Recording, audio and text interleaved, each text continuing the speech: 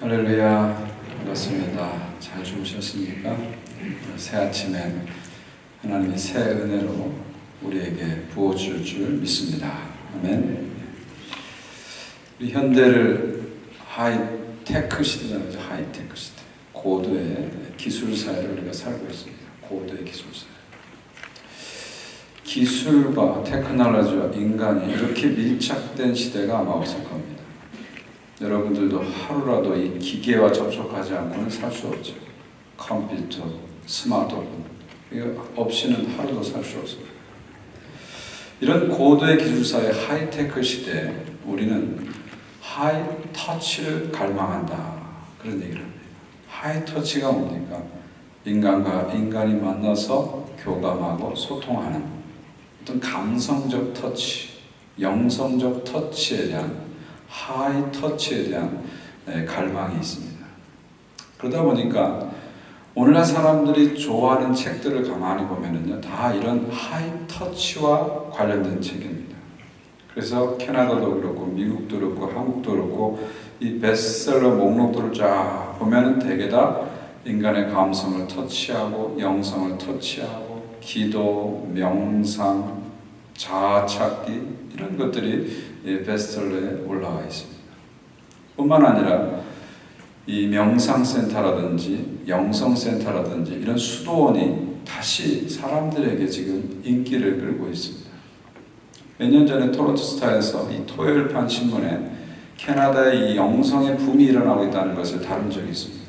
그러면서 어떤 기사가 났냐면 캐나다 리트리트 센터가 지금 붐을 다시 만나고 있다. 그래서 리트리트 센터에 부킹을 하려면 많은 시간을 기다려야 된다. 무슨 얘기입니까? 이 고도의 기술 사회 속에서 사람들은 더 깊은 영적인 갈망을 가지고 산다 하는 것을 말하는 거죠. 미국의 갤럽에서 사람들에게 설문조사를 했습니다. 여러 가지 항목을 쭉 놓고요. 운동, 운전, 쇼핑, 일, 섹스, 기도 쭉 항목을 놓고 이번 주에 당신이 제일 하고 싶은 게 뭐냐 고르도록 했어요. 놀랍게도요. 1위가 뭐냐면 기도라고 나왔어요. 기도. 일반인들에게 조사한 거예요. 갤럽에서. 사람들이 겉으로 봤을 때는 쇼핑하기를 좋아하고 운동하기를 좋아하고 놀기를 좋아하는 것 같지만 사람들의 깊은 마음 속에서 정말 하고 싶은 일은 뭐냐? 이 기도에 대한 갈망이 있다는 거죠. 모든 사람 안에 기도에 대한 갈망이 있다는 겁니다. 그러나 동시에 기도에 대한 갈망이 있지만 동시에 기도만큼 또 우리에게 어려움을 주는 것도 없습니다. 일반 사람들이 이런 기도의 갈망을 갖고 있다면 아마 여기 오늘 나오신 분들은 아마 몇 배 더 큰 기도의 갈망을 가지고 하루를 사실 겁니다. 그럼에도 불구하고 이런 갈망을 가졌음에도 불구하고 우리에게 또 어려움을 주는 것이 뭐예요? 바로 기도입니다. 기도입니다. 그런 존 더번이라는 유명한 출판사 아실 겁니다. 아마 북미에서는 가장 큰 기독교 출판사 중에 하나입니다. 거기서 기독교인들에게 설문조사를 했는데요. 700명에게 조사를 했더니 그 중에서 내 기도 생활에 만족한다는 사람은 20명뿐이었습니다.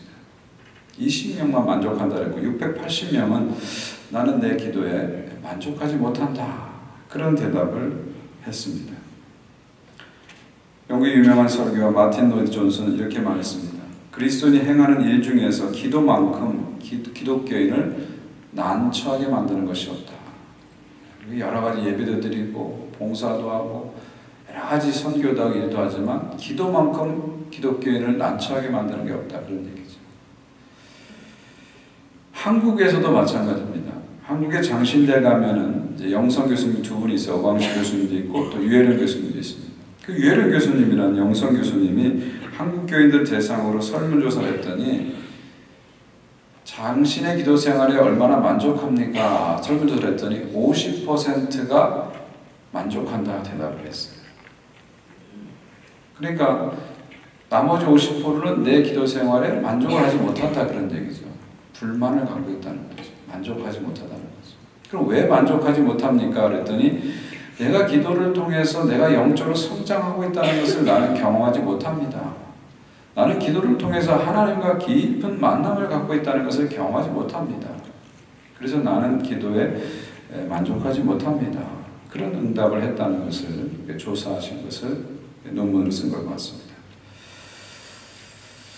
참 기도가 생각보다 갈망은 있지만 생각보다 어렵습니다. 아마 오늘 이 자리에 기도의 자리에 나오신 여러분 모두가 기도는 쉬워요. 그런 분들이 그렇게 많지 않을 겁니다.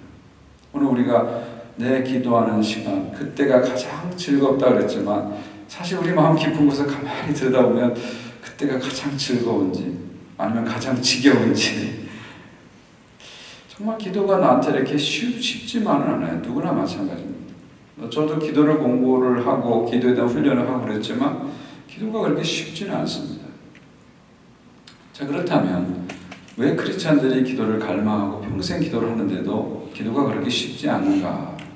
왜 그럴까요? 저는 한 3가지 이유가 있다고 생각합니다. 첫째는 기도가 삶과 연결된 어떤 예술이기 때문에 그렇습니다. 삶과 연결된, 존재와 연결된 예술이기 때문에 그래요. 여러분이 운동을 배워보시면 뭐 수영이라든지 테니스, 골프 같은 운동을 배워보시면 어느 정도 이렇게 반복해서 훈련하면 이렇게 마스터를 할 수 있습니다. 그렇잖아요. 한 10년 정도 한 운동만 열심히 하시면 어느 정도 즐길 정도 운동을 할 수 있습니다. 근데 기도는요, 이상하게 10년을 해도 그렇게 편안해지지 않습니다. 그렇게 쉬워지지 않습니다. 왜 그럴까요? 여러분이 하는 운동, 뭐 수영, 테니스, 골프 이런 운동들은요, 여러분의 삶과 존재와 그렇게 밀접하게 관계되어 있지 않습니다. 무슨 말이냐면 여러분이 인격적으로 훌륭하고 존재적으로 깊이가 있고 그렇다고 해서 여러분 테니스를 잘 칩니까? 골프를 잘 칩니까? 그렇지 않습니다. 얼마나 반복적으로 훈련하고 연습했느냐에 따라서 달라지는 거지 여러분의 인격과는 상관이 없습니다. 근데 기도는 그렇지 않습니다. 기도는 여러분의 인격, 여러분의 존재, 여러분의 삶과 아주 깊이 연결되어 있습니다. 그래서 삶의 성장 없이 기도의 성장이 있을 수 없는 거죠. 그러니까 삶의 성장과 기도 성장이 같이 갑니다. 이게 따로 가지 않습니다. 여러분의 존재의 어떤 변화와 기도의 변화가 같이 갑니다. 나는 기도만 변화시키겠다.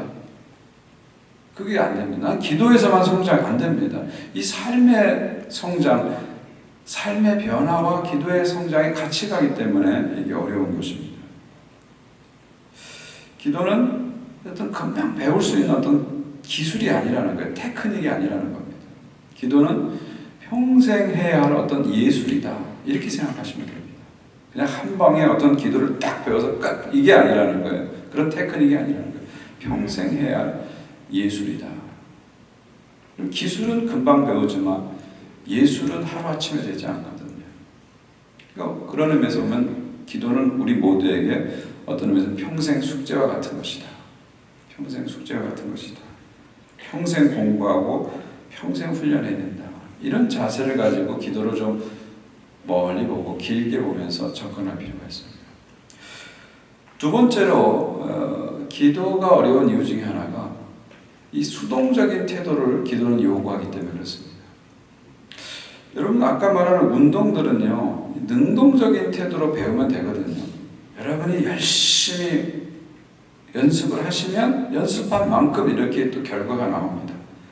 내가 열심히 하면 됩니다. 물론 기도도 열심히 해야 됩니다. 반복적으로 해야 됩니다. 훈련이 필요합니다. 기도에서의 이 수고로움을 잃어버리면요 기도가 성장하지 않습니다. 반복해야 되고 규칙적으로 해야 되고 수고를 해야 됩니다. 그런데 이 기도와 일반 훈련과의 차이는 뭐냐면 기도는 그냥 열심히 한다고만 되는 것도 아닙니다. 다른 운동 같은 것은 시간을 많이 투자하면 투자한 만큼 이렇게 나오는데 기도는 꼭 그렇게 열심히 한다고만 되는 것은 아닙니다. 기도는 내가 능동적으로 할 때보다는요 내가 수동적으로 할 때 더 기도에 깊이 들어갈 수가 있습니다. 나우엔이 그런 얘기를 했잖아요. 기도가 뭐냐? 영성훈련이 뭐냐? 우리 안에 하나님을 위한 내적 공간을 만들어내는 일이다. Creating inner space for God 이런 말을 썼죠. 기도라는 건 뭐냐면 내 안에 하나님이 들어와서 일할 수 있는 이너 스페이스, 내적 공간을 만들어내는 것이다. 그러니까 내가 뭘 하는 게 아니라 내가 마음을 열어서 주님이 내 안에 들어와서 일하실 수 있도록 만드는 것이 기도라는 거예요. 그게 바로 영성훈련이라는 겁니다. 그러니까 능동적으로 내가 뭘 하겠다 이런 태도보다는 주님이 내 안에 들어와서 일할 수 있도록 나를 내어드리는 약간의 수동적인 태도가 기도에서는 중요하다는 거죠. 그러니까 어떤 분들은 제가 목회를 하면서 보니까 정말 열심히 기도해요. 새벽 기도 빠지지 않고 열심히 기도하는데 목사님 제가 봤을 때는 저분이 기도 안에서 성장을 하고 있느냐에 대해서 좀 퀘스천을 할 때가 있어요. 그런 분은 왜 그럴까 생각해 보면 사실 그분은 너무 열심히 기도해서 그렇게 된 겁니다. 그러니까 기도를 내가 너무 이렇게 내가 한다 이런 능동적인 태도를 너무 강하게 하다 보니까 기도 안에서 성장할 수 있는 어떤 스페이스가 룸이 생기지 않는 거죠. 우리가 기도 안에서 성장하려면 좀 수동적인 그런 태도가 필요하죠. 저는 그것을 제 나름대로 Divine Passive Mode다 이렇게 붙여봤어요. 신적 수동태가 됩니다. Divine Passive Mode. 내가 액티브 모드로 뭘 하는 게 아니라 Divine Passive Mode. 신적 수동태로 이렇게 들어갈 때 기도가 되는 거죠. 그러니까 현대인들에게 기도가 어려운 이유는 우리는 너무 액티브 모드로 살거든요. 그냥 액티브도 아니고 울트라 액티브 모드로 살거든요. 그냥 뭐 적극적으로 do it 이런 식으로 살다 보니까 이 기도라는 거는 do it 해서 되는 게 아니거든요. 액티브해서 되는 게 아니거든요. 좀 하나님 앞에서 자신을 이렇게 내어놓는 패시브해지는 거죠. 그 기도가 그래서 되는 거예요. 그러니까 기도가 성장한다는 것은 결국 뭐냐면 능동적인 기도가 수동적인 기도로 이렇게 바뀌어버려요. 이 기도의 대가인 최고의 대가가 기독교 영성에서는 테레사 오브 아빌라라고 하잖아요. 그분이 쓴 기도책 인티리어 캐슬 내면의 성이라는 책을 보면 기도가 진행되면서 초기 단계는 상당히 액티브하게 기도가 진행돼요. 근데 기도가 깊어지면 갈수록 뒤로 갈수록 상당히 패시브해집니다. 그러니까 기도가 깊어진다는 것은 액티브에서 패시브로 자꾸 가는 거죠. 내가 기도하는 게 아니라 주님이 내 안에 들어와서 역사하도록 나는 문만 여는 거예요. 그리고 나머지는 주님이 하시는 거예요. 주님이 하시는 거죠. 이것은 비단 기도뿐만 아니라 우리 신앙 전체에도 해당되는 거 아니겠습니까? 신앙이 성숙한다는 건 뭐예요? 능동태 신앙에서 수동태 신앙으로 이렇게 바뀔 때 그게 신앙이 성숙한 겁니다. 내가 뭐 한다, 내가 한다 이건 너무 능동태죠. 그러다가 주님이 하십니다. 제가 하는 거 아닙니다. 주님이 하십니다. 이러면 그 사람의 신앙이 조금씩 성숙해 간다. 성숙해 간다. 그렇게 말씀드릴 수 있습니다. 그래서 기도는 양도 중요합니다. 그러나 자세가 더 중요하다. 내가 기도할 때 내가 어떤 자세로 기도하는가 한번 여러분 자신을 돌아보십시오. 마지막 세 번째 기도가 어려운 이유 중에 하나가 기도는 의무로만 할 수 없기 때문에 그렇습니다. 그러니까 의무로 하게 되면 한계가 기도에 있다는 거죠. 많은 분들이 기도를 자꾸 의무로 생각합니다. 그래서 내가 시간을 정해놓고 기도를 하고 나면 뭔가 숙제를 하듯이 이렇게 숙제를 한 것처럼 이렇게 홀가분해 합니다. 또 어떤 분들은 기도를 하고 나면 뭔가 이렇게 액땜을 한 것처럼 오늘 하루가 잘 되겠구나 그렇게 기대합니다. 물론 그런 태도도 필요하지만 그렇게 하는 기도에는 항상 한계가 있다는 거죠. 기도는 의무로만 할 수 없습니다. 그럼 기도는 어떻게 해야 되느냐? 기도는 갈망으로 해야 됩니다. 기도에서 가장 중요한 것이 갈망이에요. 디자이어. 갈망이 가장 중요합니다.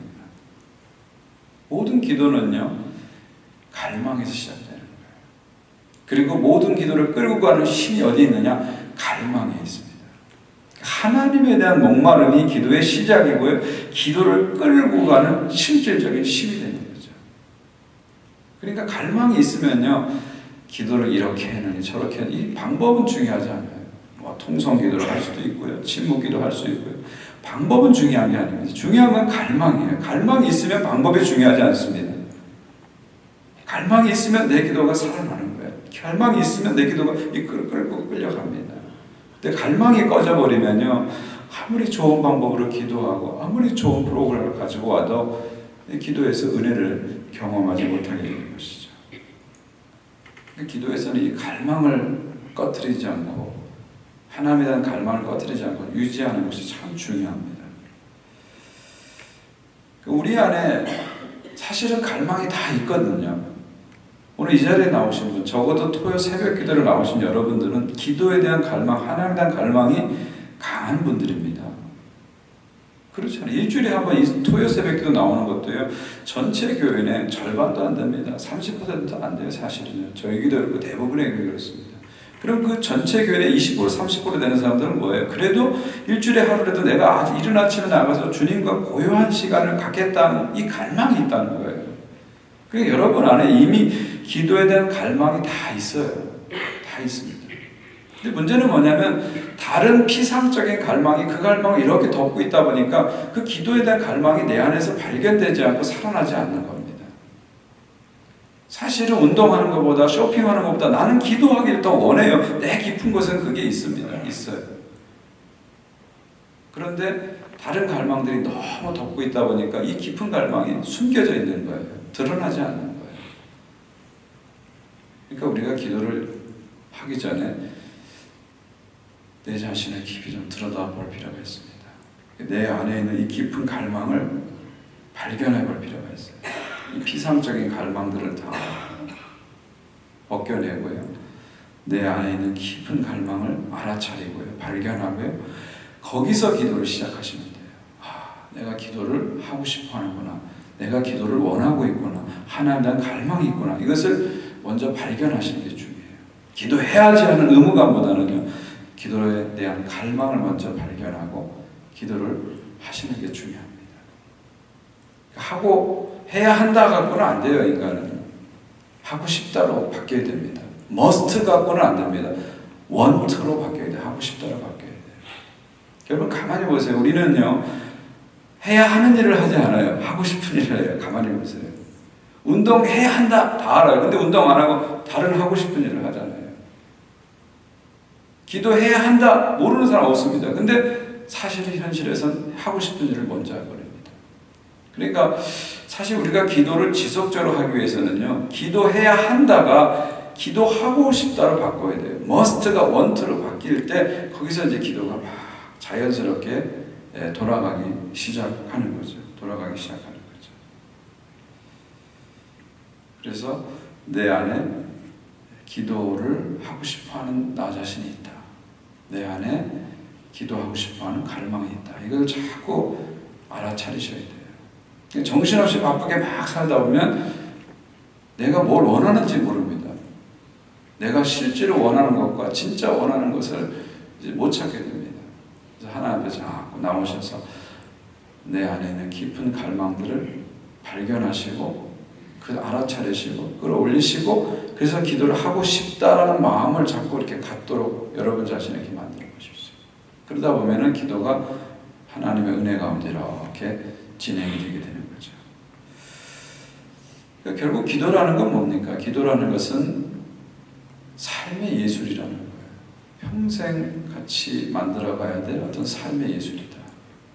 삶과 존재와 깊이 연결된 하나의 예술이다. 이렇게 보시면 좋습니다.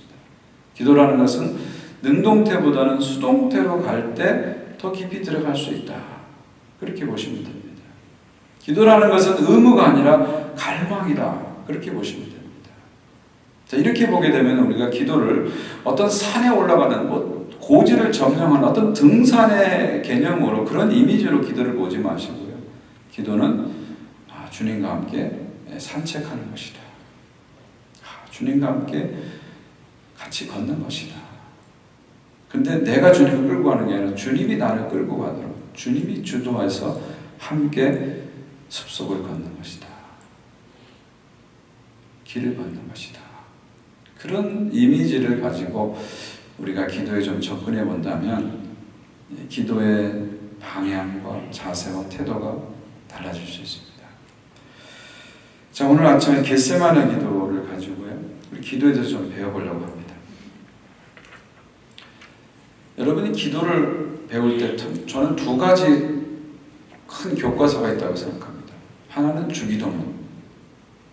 기도의 내용으로 봐서는 주기도문이 기도의 최고의 교과서죠. 주기도문이 최고의 교과서고요. 기도의 행위 자체를 봐서는 겟세마네 기도가 기도의 최고봉입니다. 그러니까 주기도문과 겟세마네 기도가 기도의 텍스트북이다. 저는 그렇게 생각합니다. 이 겟세마네 기도는 성경에 많은 기도가 나옵니다. 아브라함의 기도, 모세의 기도, 야베스의 기도, 여러 기도가 나오지만 그 모든 기도의 최고봉이 겟세마네 기도다. 절정이 겟세마네 기도다. 어떤 의미에서는 모든 기도의 오리지널이다, 이렇게 볼 수 있습니다. 우리가 어떤 기도로 돌아가야 되느냐? 겟세마네 기도로 돌아가야 되죠. 우리가 돌아갈 최고봉, 우리가 돌아갈 오리지널이 바로 겟세마네 기도다. 이런 마음을 갖고요, 한번 기도를 배워봤으면 좋겠습니다. 특별히 오늘 저는 누가복음을 가지고 겟세마네 기도를 같이 배우려고 하는데요. 여러분, 누가복음은 사복음서 중에 기도를 가장 많이 강조한 복음서죠. 그래서 기도에 대한 기사가 제일 많은 게 누가복음입니다. 그렇죠? 예수님의 모든 행위에도 다 기도가 붙어요. 누가복음은요. 세례 받을 때도 기도하시고 제자 뽑을 때도 기도하시고 항상 기도의 행위가 예수님의 모든 행위에 같이 붙습니다. 심지어 십자가에서 예수님 기도하신다고 누가복음 묘사하고 있죠. 그러니까 기도를 가장 강조한 복음서가 누가복음입니다. 그래서 어떤 학자들은 누가복음을 기도복음서다, 그렇게 얘기합니다. 자, 그런 누가복음의 관점에서 겟세마네 기도를 누가복음 버전으로 한번 공부해 보겠습니다. 다른 복음서에도 겟세마네 기도가 나오죠. 마태도 나오고 마가에도 나옵니다. 근데 누가복음에만 나오는 세 가지 중요한 특징이 있는데, 하나가 뭐냐면 누가는 이 겟세마네 기도를 한 번의 기도로 보지 않고 한 번의 이벤트로 보지 않고 지속적인 습관으로 봤다는 거죠. 여기 39절을 보시면요, 예수께서 나가사 뭘 따라? 습관을 따라. 겟세마네 기도는 한 번의 이벤트로 된 기도가 아니라 습관을 따라 하신 기도다.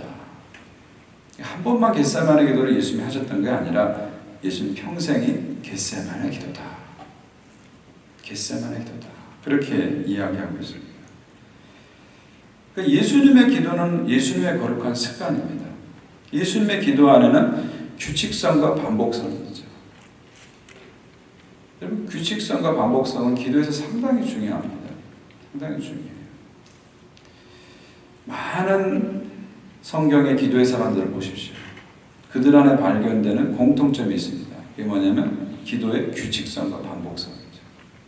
사도 바울도 그렇고 모든 기도의 사람들이 다 마찬가지입니다.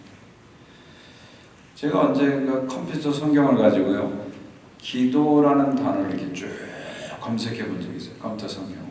근데 놀라운 것은 뭐냐면요, 기도라는 단어 옆에 가장 많이 반복해서 붙는 부사가 뭔지 제가 찾아보니까요, 놀랍게도 뭔지 아세요? 항상 간구할 것은, 항상 기도할 것은.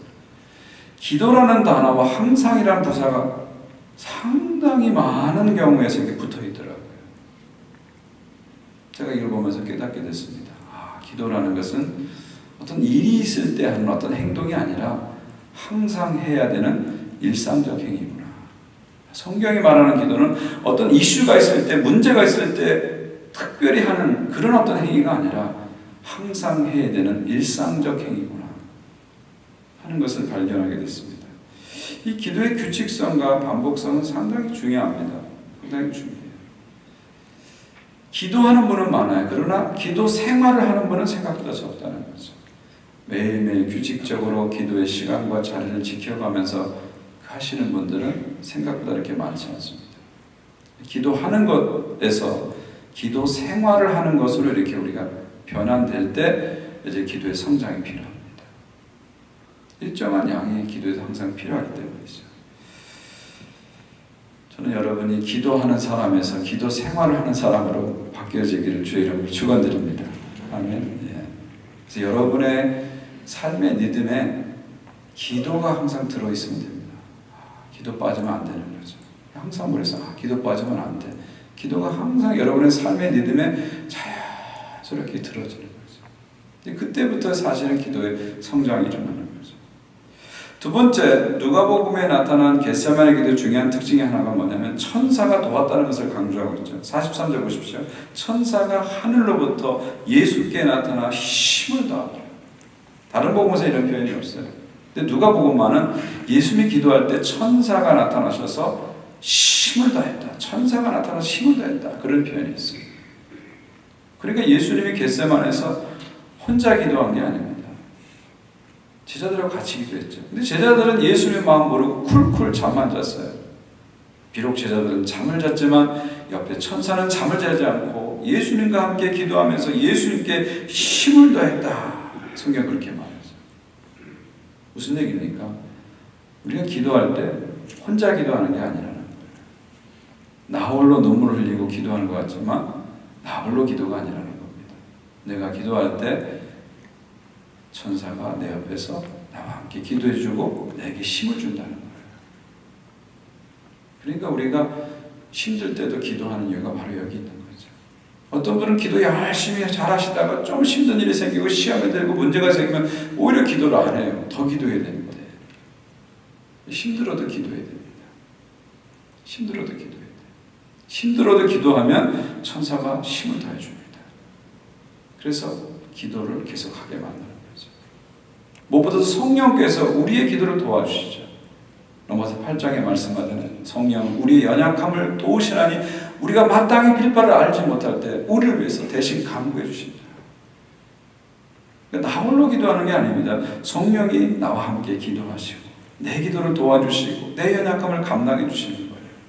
나는 비록 힘들어서 비틀비틀 거리면서 기도의 자리에 남을지라도 천사가 내게 힘을 더하시고 성령이 나를 붙잡아 주심으로 기도하게 되는 거예요. 기도 끝나고 나면 힘을 받는 거죠. 소망이 생기는 겁니다. 이게 기도의 비밀입니다. 세 번째로 누가복음에 나타난 특별한 특징 중에 하나가 뭐냐면 예수님이 얼마나 간절히 기도했는지를 누가복음은 아주 세밀하게 보도해 주고 있죠. 44절 보세요. 예수께서 힘쓰고 해서 더욱 간절히 기도하시니 땀이 땅에 떨어지는 핏방울같이 되었더라. 여기서 힘쓰고 애쓴다는 표현이 운동 경기를 하는 그런 표현입니다. 아고니아라는 게. 또는 전쟁에서 전투하는 그런 표현입니다. 그러나 예수님은 기도를 전투하듯이 했다는 거예요. 그래서 땀이 뭐가 됐다 그랬죠? 핏방울이 됐다는 거예요. 핏방울은 어디서 흘립니까?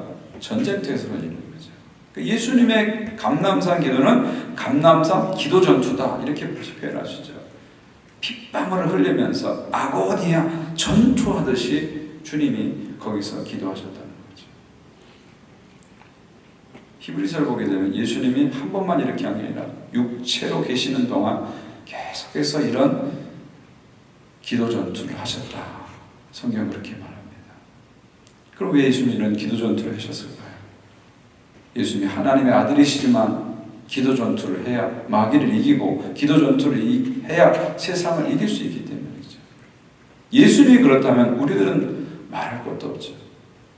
기도 안 하면 약해지는 겁니다. 기도 안 하면 이길 수가 없습니다. 기도 안 하면 세상을 이길 수 없고 기도 안 하면 마귀를 이길 수 없고 기도 안 하면 자신을 이길 수 없습니다. 기도해야 이기는 거죠. 그래서 우리는 기도의 전투의 자리에 나가는 것입니다. 자, 이런 세 가지 특징이 이제 누가복음에 발견되는 중요한 특징이라고 볼 수 있고요. 그러나 일반적인 큰 그림에서 봤을 때는 누가복음이나 마태복음이나 마가복음이나 같습니다. 여기 42절 예수님의 기도가 어떻게 나옵니까? 아버지여, 만일 아버지 뜻이거든 이 잔을 내게서 옮기시옵소서. 그러나 내 원대로 마옵시고 아버지의 원대로 되기를 원하나이다. 표현은 다르지만 조금 다르지만 마태도 비슷합니다. 마가도 비슷합니다. 핵심 뭡니까? 하나님 아버지 이 잔을 옮겨주세요. 이게 예수님의 기도의 핵심입니다. 그러나 내 뜻대로 말고 아버지 뜻대로 해주세요. 내 원대로 말고 아버지 원대로 하세요. 이것이 예수님의 겟세마네 기도의 핵심 내용이죠. 여기서 이 잔은 우리가 잘 아듯이 뭐죠? 십자가를 얘기하는 거죠. 십자가. 고난의 잔을 말합니다. 할 수만 있으면 이 고난의 잔을 내게서 피해 주십시오. 피하게 해 주십시오. 그렇게 기도합니다. 여러분, 이 겟세마네 기도를 가만히 생각해 보세요. 이 기도가 응답 받을까요? 못 받을까요? 이거는 백발백중 응답을 못 받습니다. 왜 그래요? 하나님이 태초부터 아들을 보내셔서 온 세상을 구원하고자 하는 큰 섭리를 세우셨는데 이걸 바꿔달라는 건데 이게 바뀌겠습니까? 안 바뀌죠. 그러니까 겟세마네 기도는 어떤 의미에서 결론이 뻔한 기도예요, 사실은. 이거 아무리 예수님이 3번이 아니라 10번, 300번을 기도도 응답 안 됩니다. 응답 안 됩니다, 사실은. 실제로 겟세마네 기도는 응답된 기도입니까? 아니, 응답되지 않은 기도죠. 왜냐하면 그 다음에 예수님 체포당하시고 십자가에서 죽으셨기 때문에 사실 겟세마네 기도는 응답되지 않은 기도의 모습이죠. 참 그렇게 생각하면은요 우리가 의문을 갖습니다. 아니 그 뻔한 기도, 응답되지 않은 이 기도를 왜 예수님은 핏방울을 흘려가면서까지 기도했느냐 하는 거예요. 아니 예수님도 아실 텐데 왜 핏방울 흘려가면서 이 기도를 했냐는 거죠. 내 뜻대로 마옵시고 아버지 뜻대로 하옵소서. 아니 그냥 주님 뜻대로 하옵소서 그리고 마시면 될 텐데 이거를 뭐 3번씩이나 간절히 핏방울 흘리면서 왜 기도했냐 이거죠. 한번 우리가 생각해 볼 필요가 있습니다. 이 질문에 대해서 우리가 좀 답을 풀어야 우리 기도 생활에 도움이 됩니다. 저는 신학교 다닐 때 어떤 유명한 목사님이 와서 강의를 하는 걸 들은 적이 있습니다. 근데 그분은 우리 통합직교단, 우리 장로교단에서 상당히 유명한 영성가예요. 근데 그분이 강의하면서 이렇게 말씀하시더라고요. 하나님은 우리의 모든 걸 다 아신다. 다 아시는데 뭘 오저리 꼬저리 기도할 필요 없다는 거예요. 다 아시는 하나님께 그렇게 다 얘기할 필요 없다는 거예요. 그냥 맡기면 된다는 겁니다. 제가 그 강의를 듣고 나서 너무 은혜를 받았어요. 아 그렇구나. 그 다음부터는요 기도 시간에 하나님께 이런저런 얘기를 안 합니다. 그냥 가서 아시지요? 뜻대로 해주세요. 그렇게 기도하게 됐어요. 그리고 나머지 기도 시간은 주로 자아 성찰의 시간으로 삼은 거예요. 자신을 깊이 들여다보고. 그러면서 저는 내 기도가 성장하고 있구나. 성숙해지고 있구나. 그렇게 착각을 했어요. 근데 이상한 건요. 그 시점을 기준으로 해서 제 기도가 이상하게 약해지기 시작하더라고요. 약해지기 시작해요. 그전에는 정말 규칙적으로 뜨겁게 기도했는데 어느 순간부터 그 강의를 듣고 난 다음부터는 기도를 할 때도 뭐 다 하시는데 뭐 뜻대로 해주시옵소서. 그러고 마는 거예요. 이상하게 기도가 힘이 없고 약해지기 시작하는 거예요. 그런 상태가 제 생각에는 한 1년 간 것 같아요. 한참을 갔어요. 한참. 신학교 때 한참 그렇게 갔어요. 근데 어느 날 제가 기도원에 가서 이렇게 기도하는 시간을 갖는 시간이 있었는데 기도를 하는데 하나님이 이 문제에 대해서 저한테 얘기를 해주시더라고요. 네가 잘못 생각하고 있다는 걸 얘기해 주시더라고요. 그러면서 제가 성경을 다시 이렇게 기도에 대한 성경을 이렇게 보니까 성경을 보니까 하나님이 다 하는데 기도하지 마 이런 적이 한 번도 없더라고요. 구하라, 찾으라, 두드리라, 그 과부처럼 강청하라 그렇게 얘기하셨지 다 하는데 뭘 기도해 이런 적이 한 번도 없더라고요.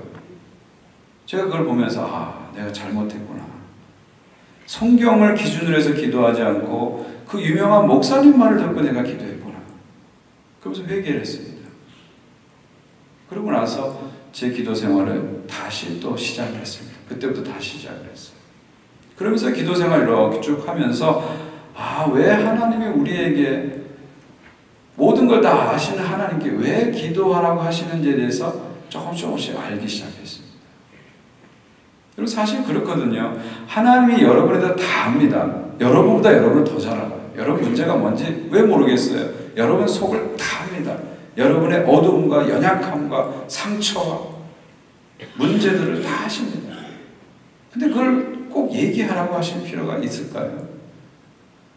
우리의 삶의 상황에 대해서도 다 아십니다. 지금 북핵 문제가 얼마나 심각한지 하나님 다 아세요. 우리는 KBS 뉴스 보고 알고 CNN 뉴스 보고 알지만 하나님은 그냥 그 자체를 보고 아시는 거예요. 하나님 다 아는데 왜 우리한테 그걸 갖고 중보 기도하라고 하십니까? 다 아는데 뭘 기도합니까? 이거를 우리가 좀 풀어내야 됩니다. 저는 그때 그 경험을 기초로 해가지고 나름대로 이렇게 생각을 해봤어요. 기도 생활 가운데 이렇게 적용을 해보면서 하나님 왜 우리한테 다 하시는데도 불구하고 간구하라고 하시는지, 다 하시는데도 불구하고 중보하라고 하시는지를 조금씩 깨닫게 됐어요. 첫 번째는요, 하나님께 구함으로 말미암아 우리는 하나님과 친밀해진다는 거죠. 여러분, 기도의 최종적인 목표가 뭔지 아세요? 그것은 친밀감입니다. 인티머시예요. 여러분, 왜 기도하세요? 하나님하고 가까워지기 위해서 기도하는 거예요. 하나님하고 친밀해지기 위해서 기도하는 거예요. 하나님하고 친밀해지면 우리 변화됩니다. 누군가 친해져 보세요. 그 사람 쫓아가죠. 그 사람 따라하죠. 그 사람처럼 되죠. 기도의 목표는 친밀감이에요. 하나님과 친해지는 거예요. 친해지기 위해서 뭘 해야 됩니까? 토크해야 됩니다. 어떤 토크를 해야 돼요? 스몰 토크를 해야 돼요. 스몰 토크를 해야 돼요. 여러분, 가만히 보세요. 여러분하고 지금 친한 분들, 가까운 분들을 가만히 생각해 보세요. 그분들하고 여러분이 뭘 하는지 생각해 보세요. 뭘 하세요? 주로 뭘 하세요? 스몰 토크를 해요. 스몰 토크를 해요. 친한 사람끼리 만나서 자, 우리 북핵 문제 의논해보자. 세계 평화를 어떻게 할지 그런 얘기 안 합니다. 집사님 잘 지냈어? 요즘 애들이 어때? 몸이 아파, 허리가 쑤셔. 다 스몰 토크예요. 가만히 보세요. 여러분하고 친한 사람하고 여러분은 주로 스몰 토크를 합니다. 그렇죠? 부부간에도 친밀한 부부들은 뭘 잘해요? 스몰 토크를 잘해요. 부부가 친밀하지 않으면 그냥 아는, 먹자, 자자 이런 끝이에요. 스몰 토크가 없어요, 그냥. 근데 스몰 토크를 잘하면 이게 친밀한 겁니다. 부모 자식 간에도 마찬가지입니다. 이 스몰 토크를 잘해야 친해져요. 저는 아들만 둘인데 이 아들들은 스몰 토크를 잘 안 하더라고요. 그래서 제가 왔니? 그러면 네, 그럼 들어가면 끝이에요. 그래서 제가 요즘 이러면 안 되겠다 해서 애들하고 같이 운동을 하는데 운동을 하니까 스몰 토크를 좀 하기 시작하더라고요. 이 스몰 토크가 참 중요한 겁니다. 우리 이민자들이 캐네디하고 가까워지지 못하는 이유가 뭐예요? 이 스몰 토크 하는 게 어렵기 때문에 그래요. 이 스몰 토크를 하려면 영어가 좀 더 잘 대입되고 그들의 컬처나 이런 걸 깊이 알아야 스몰 토크가 되거든요. 근데 우리는 How are you? Fine, thank you. Enjoy 하면 할 말이 없는 거예요. 그러니까 이 스몰 토크가 안 되니까 이게 뭔가 이렇게 친밀감 형성에 어려움이 있는 거예요. 하나님이 우리한테 다 하시지만 이야기하라고 하실까? 다 하시는데 왜 이야기하라고 하실까? 그 이유는 우리하고 친해지고 싶어서 그런 거예요. 우리가 하나님께 우리의 마음의 사정을, 우리의 삶의 사정을 알면서 하나님하고 가까워지는 거예요. 깊어지는 거예요. 하나님이 그걸 좋아하신다는 거예요. 하나님이 우리가 하나님께 나와서 우리의 마음과 우리의 삶을 나누는 것을 하나님이 기뻐하신다는 거예요. 그리고 그것을 통해서 우리는 하나님과 친밀해지는 거예요. 그래서 다 하시지만 결국 모든 것이 하나님 뜻대로 되지만 그럼에도 불구하고 우리는 하나님과 나누는 기도를 해야 하는 것이죠. 두 번째로 이 하나님하고 이렇게 자꾸 이런 스몰 토크를 하고 기도를 하다 보면 우리가 하나님 안에서 영적으로 살아나게 됩니다. 살아나게 돼요. 여기 오늘 말씀 46절 보세요. 어찌하여 자느냐? 시험에 들지 않게 일어나 기도하라. 이렇게 기도를 하게 되면 시험에 들지 않게 된다. 이게 무슨 말입니까? 기도하게 되면 영이 강해지는 거예요. 기도 안 하면 영이 약해지는 거예요. 이거는 뭐라고 설명하기는 참 어려운데 제가 봐서 경험적으로 그래요. 기도를 규칙적으로 하고 깊이 하면 영이 막 살아납니다. 눈이 달라져요. 얼굴이 달라져요. 살아납니다. 근데 기도가 약해지면요. 이상하게 영이 약해져요. 자꾸 절망적이 되고 자꾸 어두워지고 자꾸 부정적이 되고 자꾸 가라앉습니다. 그러니까 예수님이 우리에게 기도하라고 하시는 거죠. 다 하나님 뜻대로 되지만 다 하나님이 아시지만 이 기도를 하는 거예요. 그 기도를 통해서 우리 영이 살아나고 각성되고 강화되고 그래서 기도하라고 하시는 거죠. 마지막 세 번째는요. 왜 다 하는데도 기도해야 됩니까? 우리는 하나님께 기도함을 통해서 하나님의 뜻을 받게 되는 것이죠. 근데 하나님의 뜻이 그냥 하나님의 뜻은 이거다 하고 떨어지지 않습니다. 우리가 우리의 사정을 하나님께 올려드릴 때 하나님이 우리에게 하나님의 뜻을 내려주시는 거죠. 영어로 하면요, 우리가 우리의 사정을 하나님께 업로드해야 하나님의 뜻이 우리에게 다운로드 받을 수 있는 거죠. 업로드를 안 하고 뜻을 알려주십시오, 이렇게 해서는 안 된다는 거죠. 우리의 마음과 우리의 사정을 업로드할 때 주님의 뜻이 우리에게 다운로드 되는 거죠. 그래서 우리는 다 아시지만 그분에게 우리의 마음의 사정을, 삶의 사정을 알리는 거죠. 제가 우리 아들을 놓고 기도한 적이 있습니다. 우리 둘째 아들을 놓고 기도하는데 제 마음에 참 뭔가 이렇게 안타까움이 있었어요. 그래서 아들을, 둘째 아들을 놓고 하나님께, 하나님, 우리 아들이 이렇게 어려움이 있고 이렇게 한참을 얘기했어요. 그러면서 우리 아들이 이렇게 되게 해달라고 한참을 기도했어요. 한참을 그렇게 기도하다가 잠깐 멈췄는데 제 마음에 하나님이 뭐라고 말씀하셨냐면, 제 마음에 이렇게 뚜렷이 들어온 음성이 뭐냐면, 네 아들에게 자유를 주어라. 그런 말을 들어요. 자유를 주어라. 한참을 기도했는데 하나님 저한테 자유를 주어라, 이런 말씀을 하시더라고요. 그렇게 제 마음에 들렸어요. 자유를 주어라. 그리고 가만히 생각해 보니까 제가 대학생 때 저에게 저희 아버지가 준 게 자유였더라고요. 사실 저희 아버지가 저를 되게 못마땅해 했거든요. 너 왜 그렇게 사냐. 근데도 자유를 저한테 주셨거든요. 그리고 제가 대학에 졸업하고 신학교 갈 때도 저한테 자유를 주셨어요. 저희 아버지는 제가 시골에서 서울 올라와서 좋은 대학 졸업하고 좋은 기업에 들어가거나 아니면 행정고시를 와서 군수가 돼서 내려오기를 바라셨어요, 시골에. 근데 갑자기 신학교를 가니까 얼마나 실망했는지 몰라요. 너무너무 실망했어요. 그럼에도 불구하고 저희 아버지는 저한테 자유를 줬어요. 네 하고 싶은 대로 자유를 줬어요. 그게 생각이 나더라고요.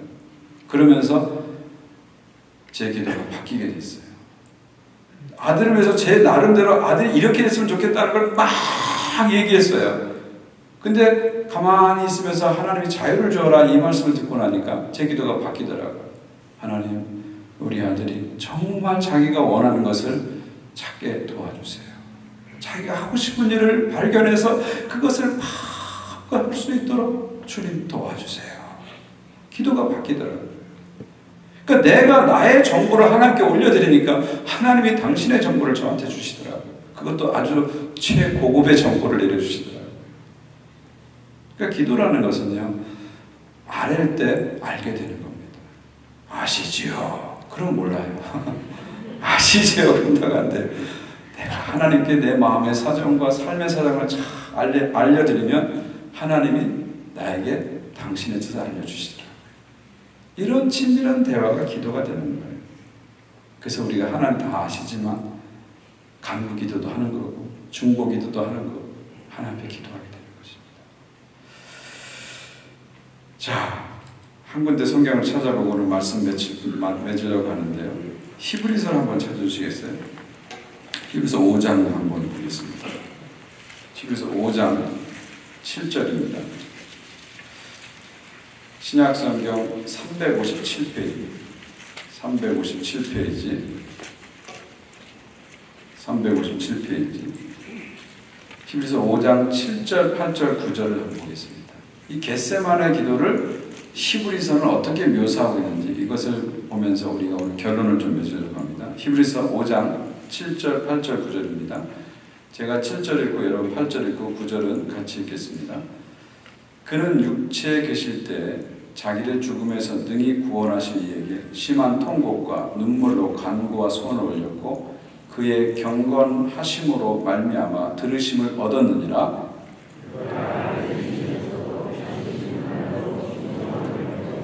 다 함께요. 온전하게 되었은즉 자기에게 순종하는 모든 자에게 영원한 구원의 근원이 되시고. 아멘.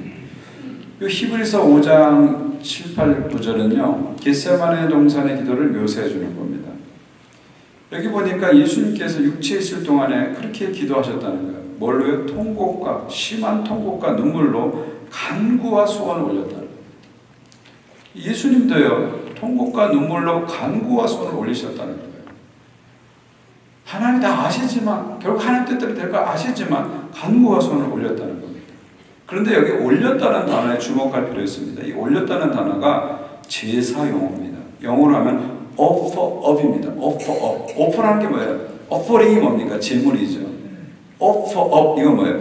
제사에 제물을 올리듯이 올렸다 그런 뜻입니다. 예수님은 기도를 제물처럼 올려드린 거예요. 여러분 제물을 올려놓고 이제 가져갈게요 찾아오는 사람 없잖아요.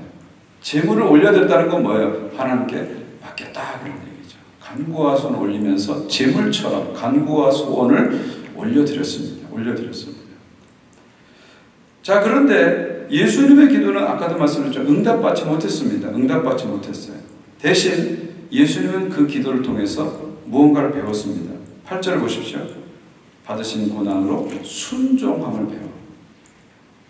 그러니까 예수님의 기도는 응답받지 못한 기도입니다. 근데 그것을 통해서 예수님은 순종을 배웠다. 순종을 배웠다는 거죠. 그 결과 어떻게 됐습니까? 9절 보십시오. 모든 자에게 순종하는 모든 자에게 영원한 구원의 근원이 되십니다. 그 겟세마네 기도의 순종을 통해서 모든 사람들에게 온 세계에 구원의 근원이 되셨다는 거죠. 자, 이렇게 보면 예수님의 기도는 응답된 기도입니까? 응답되지 않은 기도입니까? 결국에 가서는 응답된 기도라는 거죠. 왜요? 그 기도를 통해서 순종을 배우셨고 하나님의 뜻이 이루어졌기 때문에 응답된 기도죠. 왼쪽으로 봤을 때 겟세마네 기도는 응답되지 않은 기도입니다. 그러나 그것을 통해서 순종을 배웠고 하나님 뜻이 이루어졌기 때문에 이 기도는 응답된 기도가 되는 거죠. 여러분이 기도 생활하면서 응답되지 않은 기도가 참 많으실 거예요. 왜 그때 하나님이 그 기도를 응답하지 않으셨을까? 왜 그때 그렇게 안타깝게 기도했는데 하나님 응답하지 않으셨을까? 그런 기도들이 여러분 머릿속에 많이 있을 겁니다. 또 그런 기도는 우리들을 절망시키고 불신하게 만들죠. 그 응답을 왜 안 하셨는지 사실은 지금도 여러분 모르실 거예요. 어쩌면 하나님 나라 가기 전까지, 주님 앞에 서기 전까지 우리는 영원히 모를지도 모릅니다. 응답되지 않은 기도에 대해서 우리는 신비를 갖게 됩니다. 응답되지 않은 기도에 신비가 있습니다. 그런데 그 응답되지 않은 기도를 통해서 내가 순종을 배웠다면 사실 그것은 응답된 기도가 된 것이죠. 이미 응답된 것입니다. 그러나 그 응답되지 않은 기도 때문에 내가 불신과 절망으로 빠져들었다면 그것은 계속 응답되지 않은 기도로 남아있는 것입니다. 응답되지 않은 기도를 한번 깊이 생각해 보십시오. 예수님이 드린 겟세마네 기도가 응답되지 않은 기도였지만 결국은 순종을 배우시고 영원한 구원을 이루시는 응답된 기도로 끝나는 것을 생각하면서 우리에게 있는 응답되지 않은 기도에 대해서 한번 다시 생각해 보시면 좋겠습니다. 결국 겟세마네 기도는 내 뜻을 관철하는 기도가 아니라 하나님의 뜻이 나에게 관통되는 기도가 되는 거죠. 이게 기도의 비밀입니다. 기도 시간은 내 뜻을 관철하는 시간이 아니라 하나님의 뜻이 나를 관통하는 시간이 되는 거죠. 이게 겟세마네 기도가 가르쳐주는 기도의 위대한 비밀입니다. 내 뜻을 관철하는 시간이 아니라 하나님의 뜻은 이 나를 관통하는 시간. 이것이 바로 기도의 위대한 비밀입니다. 어떤 여행가가 중국의 깊은 산지를 여행했습니다. 여행을 했는데 그 산지 족속들이 자신들이 섬기는 그 신 앞에서, 신전 앞에서 이렇게 모여 있는 거예요. 그래서 뭘 하나 가까이 가서 봤더니 그들이 그 앞에서 막 이렇게 절을 하는 거예요. 한참 절을 하더니 자신들이 써온 어떤 종이 조각, 아마 자신들의 소원을 적은 종이 조각이죠. 종이 조각을 진흙가 꽉 뭉치는 겁니다. 꽉 뭉치는 거예요. 그리고 나서 일제히 거기 있는 모든 사람들이 자신들의 신을 향해서 그 진흙을 팍팍 던지는 겁니다. 와, 이상한 종교도 있다 생각돼서 다 끝난 다음에 물어봤어요. 당신들 왜 그렇게 진흙을 던집니까? 그랬더니 그 부족의 사람이 설명합니다. 우리가 진흙과 함께 뭉친 이 종이는 우리의 소원을 담은 종입니다. 그런데 우리가 신과 신에게 던져서 이 진흙이 거기 딱 붙으면 응답되는 거고요. 떨어지면 거부당하는 것이다. 그래서 최대한 응답달라고 진흙을 탁 던지는 것이다. 그렇게 설명하는 거예요. 참 웃기는 얘기죠. 웃기는 얘기죠. 근데 가만히 생각해 보면 어쩌면 우리의 기도가 이렇게 흘러갈 수 있습니다. 하나님 앞에 소원이라는 것을 확 뭉쳐서 하나님께 진흙을 딱 던져서 응답받는 거죠. 그래서 최대한 크게 던져가지고 응답을 받는 거예요. 어쩌면 우리의 기도가 이런 방향으로 가고 있지 않은지요. 그래 여러분, 기도는요 하나님 앞에서 진흙을 던지는 시간이 아니고요, 내가 진흙이 되는 시간입니다. 내가 진흙이 되는 시간이에요.